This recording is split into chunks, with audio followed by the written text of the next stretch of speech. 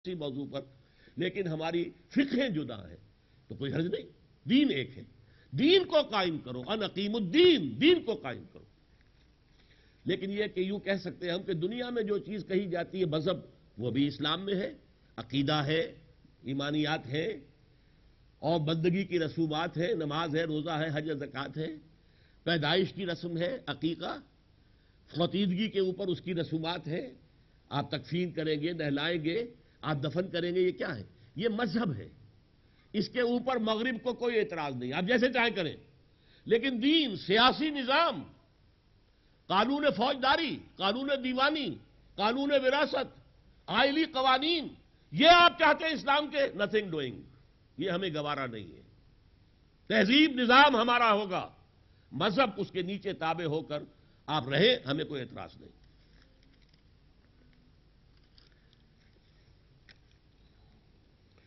پچھلے درس میں اچھا ہوا آپ نے یاد دلا دیا، اقبال اور قرآن میں آپ نے علامہ محمد اقبال کے بارے میں بات کی تھی کہ ان کی داڑھی نہ ہونے کا اشکال پیدا ہوتا ہے، تو اس کی وجہ میں بعد میں بتاؤں گا، وہ ابھی تک نہیں بتائی۔ دوسری بات یہ کہ آپ نے کہا کہ ایک امریکی شخص نے حضرت صلی اللہ علیہ وسلم کو دہشت گرد اور جنگجو کہا، نعوذ باللہ۔ ان میں نعوذ باللہ کہنے کی کیا بات ہے؟ وہ نبی الملاحم تھے، دہشت گرد کہنا تو بہت غلط کام ہے نا۔ اللہ کا حکم ہے کہ وَأَعِدُّوا لَهُم مَا اسْتَطَعْتُمْ تُرْهِبُونَ۔ پہلی بات علامہ اقبال کے بارے میں نے چونکہ اپنی پچھلی گفتگو شروع کی تھی سورہ شعراء کی آیات سے، وَالشُّعَرَاءُ يَتَّبِعُهُمُ الْغَاوُونَ أَلَمْ تَرَ إِنَّهُمْ فِي كُلِّ وَادٍ يَهِيمُونَ يَقُولُونَ مَا لَا يَفْعَلُونَ۔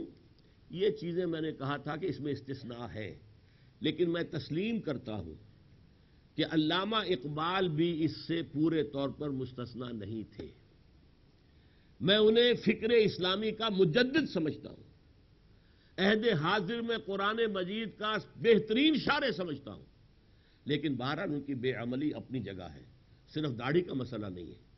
وہ نماز مسجد میں جا کر پڑھنے کے پابند نہیں تھے، ان کے بارے میں یہی مشہور ہے کہ وہ تہجد اور رات کی نماز کو خاص تھی کہ جس کے اندر وہ بہت دلچسپی لیتے تھے۔ تو اس اعتبار سے مذہبی عمل جو ہے ان کا، وہ پڑھنا ان کا کمزور تھا۔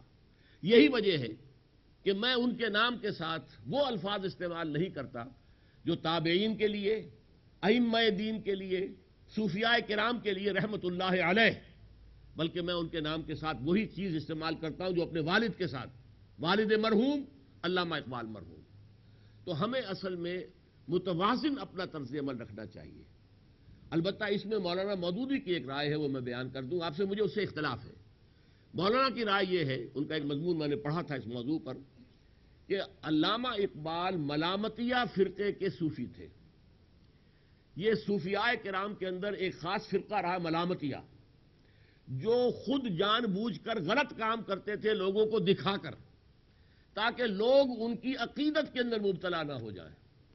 عقیدت میں مبتلا ہوں گے، ان کے گرد گھیراؤ کریں گے، ان کی عزت کریں گے، احترام کریں گے، ہاتھ چومیں گے، ہو سکتا ہے ان کے اندر تکبر پیدا ہو جائے، غرور پیدا ہو جائے، اور ساری ان کی جو نیکی ہے وہ سب ختم ہو جائے۔ تو ان کا کہنا یہ تھا کہ وہ بھی در حقیقت ایک ملامتی صوفی تھے۔ مجھے اس سے اختلاف ہے۔ میں یہ سمجھتا ہوں کہ وہ جو کچھ تھے وہ واقعتاً ظاہر ہے، صاف ہے، اور اس دور تنزل کے اندر ہمیں ایسی کامل شخصیتیں نظر نہیں آتی جن میں قول بھی پورا ہو، عمل بھی پورا ہو، جو ذکر میں بھی پورے ہوں اور فکر میں بھی پورے ہوں۔ یہ بڑا مشکل ہے۔ ہمیں کچھ جزوی شخصیتیں ملتی ہیں، اور ان میں ہمیں چاہیے کہ جس میں جو خیر ہے اس کو تسلیم کریں اور اس سے استفادہ کریں، اس کا فائدہ اٹھائیں، اور جو کمی ہے اس کا بھی اعتراف کریں۔ اقبال بڑا اپدیشک ہے، من باتوں میں موہ لیتا ہے، گفتار کا یہ غازی تو بنا، کردار کا غازی بن نہ سکا۔ چاہے انہوں نے یہ کہا ہے ظریفانہ انداز میں، لیکن بات یہ صحیح ہے، اس میں غلطی نہیں ہے۔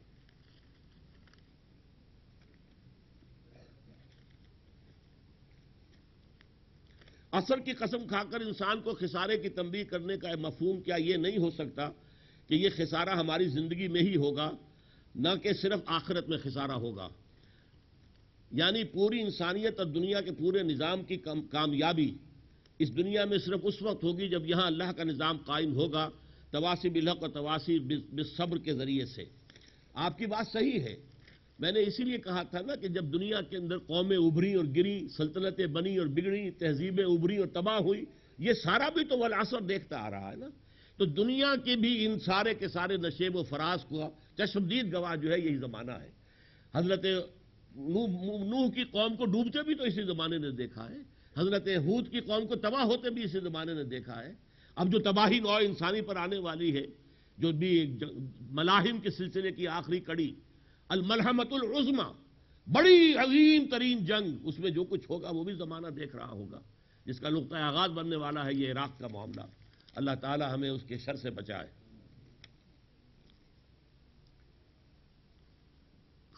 خواجہ احد صاحب: In offices, if a single person speaks of haqq, he is sidelined, thereby sidelining the issue and defeating the purpose. This is in reference when one does not support of like-minded people, one does not get support of like-minded people. یہ صحیح ہے. حق جہاں بھی کہیں گے یقیناً باطل اس کا مقابلہ کرے گا. اب دیکھیے اسٹیٹس کو، باطل چاہے گا باطل نظام چلتا رہے. آپ اس باطل نظام کو ختم کر کے اللہ کا نظام لانا چاہیں گے تو ساری شیطانی قوتیں وہ آپ کے مقابلے میں آئیں گی، مزاحم ہوں گی. شیطان کے چیلے انسانوں میں بھی ہیں اور جنات میں بھی ہیں، اور خود وہ ابلیس لعین بھی موجود ہے. وجاہت علی صاحب: سورۃ حدید میں اللہ تعالیٰ نے اپنے بارے میں اول و آخر ارشاد فرمایا، جبکہ اول کی بھی کوئی ابتدا ہے اور آخر کا بھی کوئی اینڈ ہے، وہ ذات فرمائے.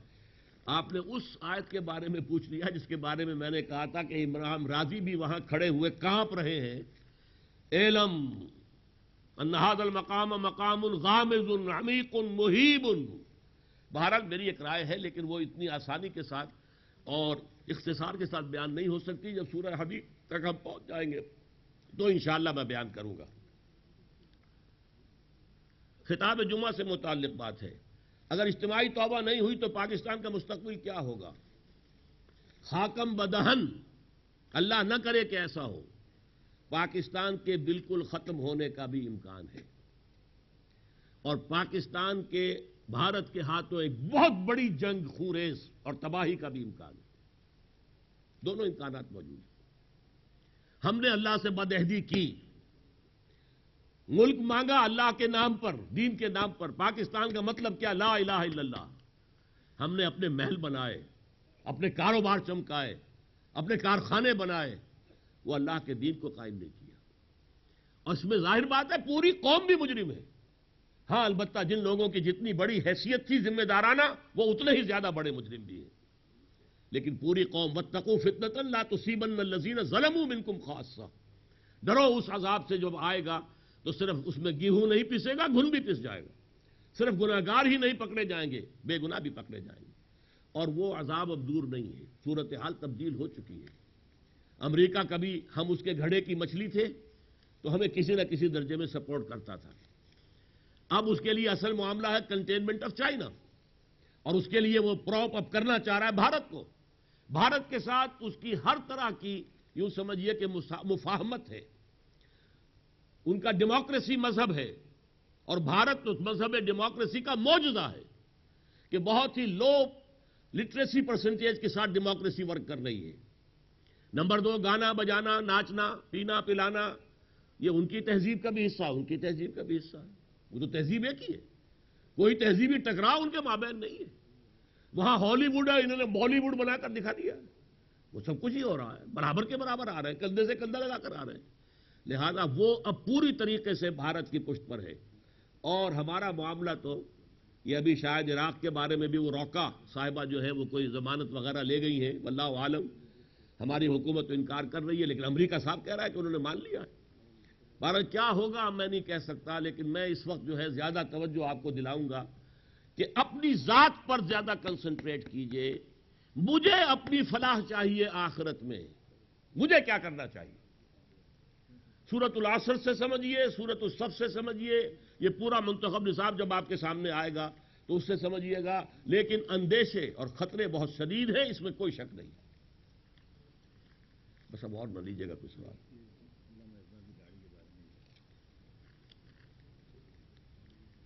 ارشاد فرماتے تھے کون؟ ڈاکٹر اقبال جاوید مرحوم سلسلہ Ashraf Ali Thanvi principal cadet college steel town ارشاد فرماتے تھے کہ علامہ اقبال نے اپنے آخری وقت میں داڑھی رکھ لی تھی. نہیں، یہ ان کا حسن ظن ہوگا. جیسے کسی ایک صوفی صاحب نے مولانا میاں شیر محمد شرف پوری نے کہا تھا ان کے ہاں کوئی شخص داڑھی والا جو ہے وہ نہیں آ سکتا تھا. اقبال جب گئے تو انہوں نے ویلکم کہا، آؤ. لوگوں نے کہا حضرت یہ آپ نے آج داڑھی مڈے کے ساتھ کیا معاملہ کر لیا؟ فرمایا اس کی داڑھی اس کے پیٹ میں ہے. تو یہ کہنے کی بات ہوتی ہے. ورنہ جو پروفیسر یوسف سلیم چشتی مرحوم و مغفور جو 24 سال تک علامہ کے پاس آتے جاتے رہے، ان کا یہ کہنا ہے کہ آخری دن بھی صبح انہوں نے شیو کی تھی.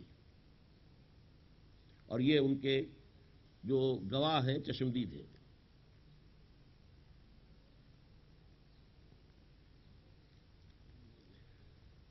ایک صاحب نے لکھا ہے کہ گورنمنٹ سرونٹ کے لیے پابندی ہے کہ وہ کوئی بھی جماعت جوائن نہیں کر سکتا. نہیں، سیاسی جماعت جوائن نہیں کر سکتا. اور سیاسی جماعت ہماری اس موجودہ اصطلاح میں کہتے ہیں اس کو جو الیکشن میں حصہ لے. باقی تبلیغی جماعت کے اندر لوگ حصہ لیتے ہیں، ڈٹ کر لیتے ہیں، کھل کر لیتے ہیں، ان کے اوپر کوئی پابندی نہیں ہے، یہاں تک کہ فوجی حصہ لیتے ہیں اس میں. تو اسی اعتبار سے یہ اس کی وضاحت آپ کر دیجئے. بھئی اب آپ جو ہے آپ کے خیال میں اس وقت جو ویڈیو فلم بن رہی ہے یہ درست عمل ہے؟ اب آپ سوالات کے ساتھ نام وام بھی پوچھ لیا کریں کن کا ہے. میرے نزدیک یہ چیز جائز ہے، اس لیے کہ تصویر کی جو حرمت ہے وہ تصویر ہے جو اپنے ہاتھ سے بنائی جائے. حضور کے زمانے میں کیمرہ نہیں تھا، ہاتھ سے تصویر بنتی تھی. جاندار چیز کی تصویر بنانا یا مجسمہ بنانا حرام قرار دیا حضور نے. قرآن مجید میں اس کا ذکر نہیں ہے، یہ حضور کا حکم ہے اور صحیح ہے، اس کو ماننا پڑے گا. جب کیمرہ ایجاد ہوا تو ایک اختلاف ہو گیا علماء میں کہ آیا کیمرے کا بھی وہی حکم ہے؟ حالانکہ اس میں ہاتھ تو کچھ نہیں کرتا، وہ تو عکس ہے جو لے لیا ہے. اس پر اختلاف ہو گیا.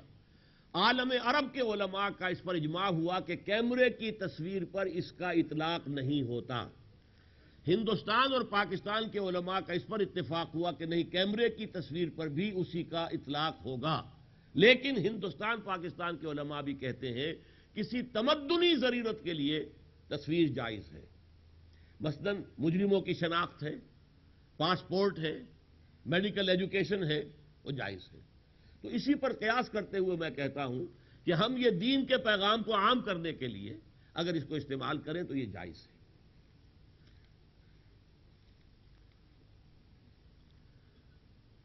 سکرین پر خواتین کو مقرر دکھانا ضروری نہیں تھا. ایسے اجتہاد کے نئی نئی چیزیں دعوت و تبلیغ کے لحاظ سے ضروری ہیں، اہم بنا لیا جائے، سے پرہیز کرنا چاہیے. یہ آپ کی رائے ہے. اصل میں دیکھیے آڈیو ویڈیو آج کی بات ہے مانی ہوئی. آپ صرف سن رہے ہوں اور آپ سن بھی رہے ہو، دیکھ بھی رہے ہو، اس میں زمین و آسمان کا فرق واقع ہو جاتا ہے. ایک باڈی لینگویج بھی ہوتی ہے انسان کے جو ہے تقریر کرتے ہوئے اس کے جسچرز ہوتے ہیں، اس سے وہ بات زیادہ واضح ہوتی ہے. اس اعتبار سے یہاں پابندی لگا دی گئی تھی کہ نہ مجمع کو دکھایا جائے اور نہ اوروں کو دکھایا جائے، سوائے مقرر کے اور کوئی نظر نہیں آنا چاہیے. یہ پابندی یہاں لگا دی گئی تھی. مسلمان کے اندر ایمان بلند ہونے کی کیا نشانیاں ہیں؟ سب سے بڑی نشانی یہ ہے کہ ان صلاتی و نسکی و محیایا و مماتی للہ رب العالمین. طے کر لے میری نماز اور قربانی اور میری زندگی، میرا جینا مرنا سب اللہ کے لیے. اللہ کے دین کے غلبے کی جد و جہد کے لیے اپنا تن من دھن وقف کرے. بس میرا خلق ختم ہو گیا. الحمدللہ الذی ہدانا لہذا وما كنا لنہتدی لولا ان ہدانا اللہ. ربنا لا تزغ قلوبنا بعد إذ هديتنا وهب لنا من لدنك رحمة إنك أنت الوهاب. اللهم أرنا الحق حقا وارزقنا اتباعه وأرنا الباطل باطلا وارزقنا اجتنابه. اللهم ربنا اجعلنا من عبادك الذين آمنوا وعملوا الصالحات وتواصوا بالحق وتواصوا بالصبر. آمین یا رب العالمین. وصلی اللہ تعالی علی خیر خلقہ محمد وآلہ واصحابہ اجمعین. اگلے اتوار کی تاریخ یاد رکھیے گا کہ 6 اپریل کو ہوگا. اچھا، ایک اچھی بات ہم آپ کو یہ بتا دیں کہ فاران کلب نے راہ نجات پر اور قرآن و اقبال پر، یہ دونوں کتابیں حضرت ڈاکٹر اسرار احمد صاحب کی 100 خرید لی.